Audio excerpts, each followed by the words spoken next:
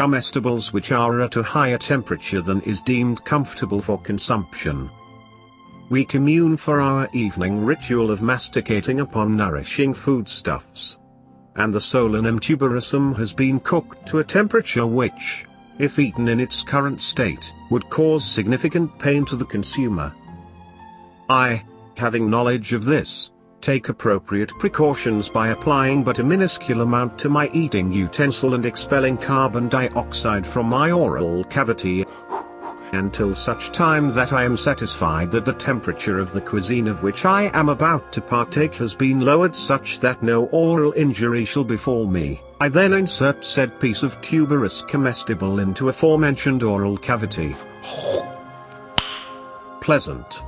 My male sibling, who is seated beside me, undertakes a similar procedure to the very one I have just completed, until there is no doubt in his mind that the Irish staple food is no longer harmful for consumption, then proceeds to place it between the mandibles. Most enjoyable. The woman who, 70 years ago, unless this be viewed at a later date when this figure is no longer accurate, gave birth unto me, conducts an identical set of actions. She continues this procedure until her oral safety is assured, then situates the fragment of pomme de terre within her own cavum oris. Notably agreeable.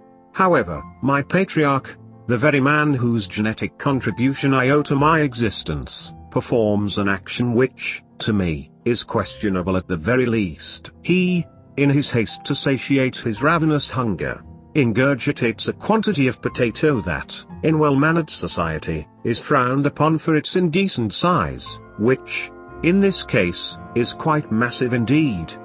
This causes a chain reaction of events which, to the rest of us, are very much the comical spectacle, but which to him, are tortuously unpleasant. His ocular organs become widely dilated. The grasping end components of his upper appendages begin to flail in an uncontrollable manner. He hyperventilates violently and vocalizes in a way that communicates to us his extreme discomfort whilst moving his cranium in a rapid rising and falling motion, the reason for which is unbeknownst to us to this very day.